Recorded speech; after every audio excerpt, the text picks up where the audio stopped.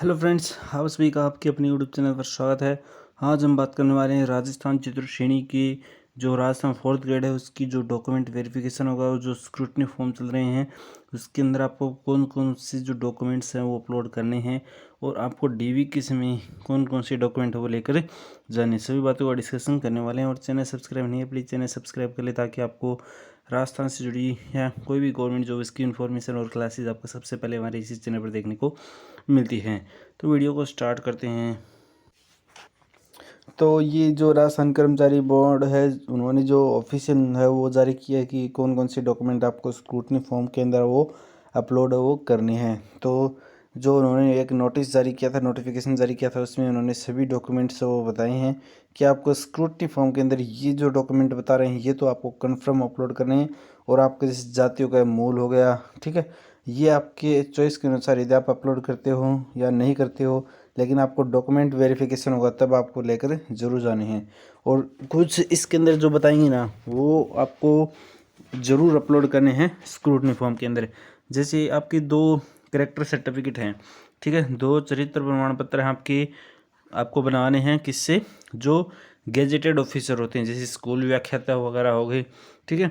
तो इसके अंदर दो गेजेटेड ऑफिसर के आपको चरित्र प्रमाण पत्र बनाने हैं लेटेस्ट, ठीक है। मतलब आपके 6 महीने से ज़्यादा पुराने वो नहीं होने चाहिए, उनके हस्ताक्षर और सील वगैरह वो लगवाने हैं। 2 गेजेटेड ऑफिसर के अलग अलग बनवाने हैं, ठीक है। और एक आपको चरित्र प्रमाण पत्र स्कूल है ना, तो उसका स्कूल का भी आपको क्या चाहिएगा, चरित्र प्रमाण पत्र चाहिएगा जहाँ से आपने लास्ट क्वालिफिकेशन वो की थी, ठीक है। लास्ट क्वालिफिकेशन जहाँ से की थी वहाँ से आपको करेक्टर सर्टिफिकेट बनवाना है, ठीक है। ये भी आपको अपलोड करना है आपको स्क्रूटनी फॉर्म के अंदर, ठीक है। तो अब जब आप स्क्रूटनी फॉर्म भरोगे तब आपको रेड स्टार मिलेगा, जिसके ऊपर रेड स्टार मिलेगा ना वो आपको कन्फर्म है वो आपको अपलोड करना है। जिसके ऊपर रेड स्टार नहीं मिलेगा वो आपके चॉइस के अनुसार है, वो आप अपलोड भी कर सकते हो और अपलोड नहीं भी कर सकते हो, क्योंकि वो आपको डीवी के समय है वो नया अपडेट बनवा कर ज़रूर ले जाने हैं। फिर आपको 50 रुपये का सामान्य घोषणा पत्र बनवाना है, 50 रुपये के स्टाम्प के ऊपर बनवाना है, ठीक है। तो आपको 50 रुपये का एक बॉन्ड लेना है, उसके ऊपर आपको ये सारी चीज़ें वो टाइप करानी है, अपना नाम, पिता का नाम, रोल नंबर और आवेदन संख्या। सामान्य घोषणा पत्र है कि मेरे द्वारा इन्फॉर्मेशन दी हुई है वो पूरी तरह से सच है, तो यही है घोषणा पत्र, सामान्य घोषणा पत्र। ये आपके नाम वगैरह हस्ताक्षर वगैरह इसके अंदर करने। एक है वो संतान संबंधी घोषणा पत्र है, वो ये सिर्फ आपको सामान्य कागज़ पर है वो बनाना है कि मेरी इतनी आपकी संतान वगैरह है, ठीक है।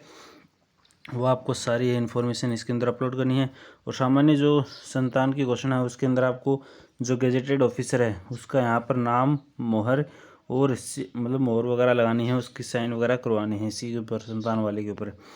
और फिर है नेक्स्ट आपका ये देख सकते हो 50 रुपये का जो एक नॉन जुडिशियल स्टाम्प के ऊपर आपको लिखवाना है, यदि जो कैंडिडेट अविवाहित हैं उनके लिए है। इसके अंदर आपको पूरी इन्फॉर्मेशन देने हैं, नाम वगैरह, और एक आपको इसके अंदर जो साक्षी यानी गवाह भी इसके अंदर लगाना है। और एक बनाना है जो विवाहित अभ्यर्थी हैं उनको भी बनवाना पड़ेगा, 50 रुपये के स्टाम्प के ऊपर पूरा टाइप करवाना पड़ेगा आपको, ये कि विवाह की दिनांक वगैरह ये रहने वाली है। और इसमें आपके ससुर, पिता का और पत्नी के नाम वगैरह वो फिलअप वो करने हैं। फिर जो कैंडिडेट विधवा हैं तो उनको भी 50 रुपये के स्टाम्प के ऊपर है वो मतलब घोषणा पत्र वो बनवाना है, ठीक है। और फिर ये जो परित्यक्ता अभ्यर्थी हैं जैसे तलाक वगैरह हैं उनसे रिलेटेड जो कैंडिडेट हैं उनको भी 50 रुपये के स्टाम्प के ऊपर वो टाइप करवाना है। ये सभी प्रोफॉर्म आपको टेलीग्राम पे मिल जाएंगे, ठीक है। और ये आप ई मित्र के थ्रू वो निकलवा लेना। विवाह प्रमाण पत्र 50 रुपये के एक नॉन जुडिशियल स्टाम्प के ऊपर बनाना है। जिन कैंडिडेट का विवाह है वो 22/5/2026 से पहले हुआ है उनको भी 50 रुपये के स्टाम्प के ऊपर ये टाइप करवाना है, जिनका 22/5/2006 से पहले विवाह हुआ है, ठीक है। एक वचन संबंधी सामान्य पत्र है, ये सामान्य कागज़ पर होगा, वचनबद्ध प्रपत्र है, ये आपको टाइप करवाना है या ये प्रोफॉर्मा निकलवा कर आपको अपने स्वयं की भरकर ये साइन फिलअप वगैरह करके साइन करनी है। एक है वो संविधान संबंधी प्रतिज्ञा शपथ पत्र है, ये भी सामान्य कागज़ पे होगा, इसी का प्रिंट है वो निकलवा लेना, ठीक है। फिर आता है नमूना हस्ताक्षर प्रारूप। ये आपको सेम टाइप करना होगा, देखो हिंदी और इंग्लिश में, यानी ये जो हस्तलिखित है वो आप कराने वाला, आपको स्वयं ही ये सेम ऊपर वाला है नीचे लिखना है हिंदी में, और सेम इंग्लिश वाला नीचे लिखना है इंग्लिश के अंदर, ठीक है। और ये भी आपका स्कैन होगा और ये रेड स्टार के अंदर आएगा। ये गैर अनुसूचित क्षेत्र और अनुसूचित क्षेत्र वाले दोनों को फिलअप करना है। ये भी आपका सामान्य कागज़ पर है वो आपका टाइप होगा, या आप इसकी फ़ोटो कॉपी है वो निकलवा कर आप कर सकते हो, ठीक है। एक सामान्य कागज़ पर ही जो विधवा या परित्यक्ता अभ्यर्थी हैं पुनर्विवाह किए जाने या नहीं किए जाने के संबंध में फोटो युक्त स्व हस्ताक्षरित घोषणा पत्र है, सामान्य कागज़ पर रहेगा आपका ये भी, ठीक है। मेन जो अटेस्टेशन फॉर्म है ये आपका स्कैन होगा, ये आपको कन्फर्म फिलअप करना है, और किसी गेजेटेड ऑफिसर से ये आपको क्या करना पड़ेगा, उनके साइन करवाने पड़ेंगे और मोहर मरवानी पड़ेगी। ये आपको पूरा फिलअप करना है, पूरी इन्फॉर्मेशन आपको इसके अंदर वो देनी है। ये आपका स्कैन होगा, और जो गेजेटेड ऑफिसर हैं उनके यहाँ पर साइन सील मोहर वगैरह है वो लगेंगी, ठीक है। तो ये ऑलमोस्ट है वो आपकी सभी डॉक्यूमेंट हो गई, और आपको क्या क्या अपलोड है वो चॉइस के अनुसार करना है वो भी आपको बताएंगे, ठीक है।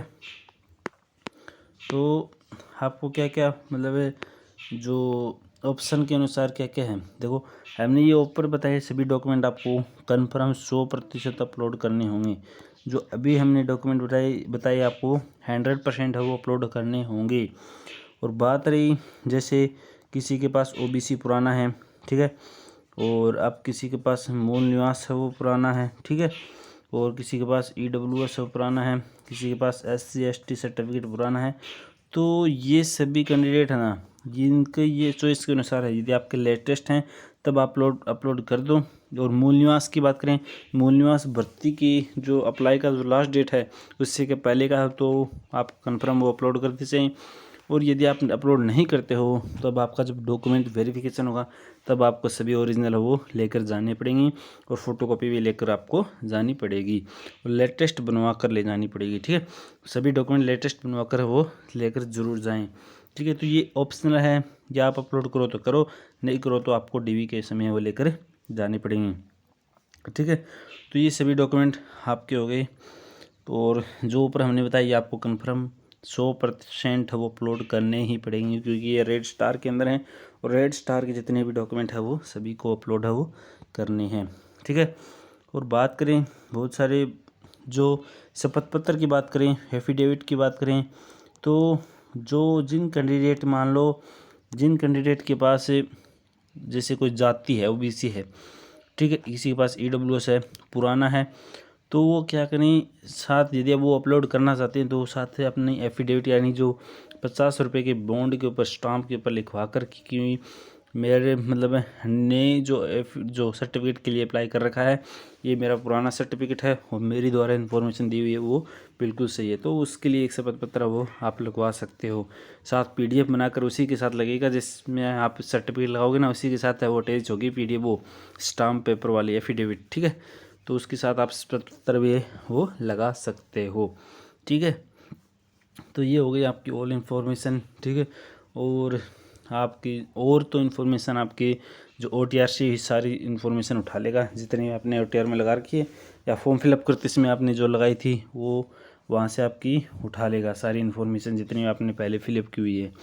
बाकी इन्फॉर्मेशन आपको फिलअप करनी होगी। और कोई कन्फ्यूजन है तो आप हमें कमेंट कर ज़रूर बताइए, प्रत्येक कमेंट का आपको रिप्लाई मिलेगा, और चैनल सब्सक्राइब जरूर कर ले। थैंक यू एंड जय हिंद।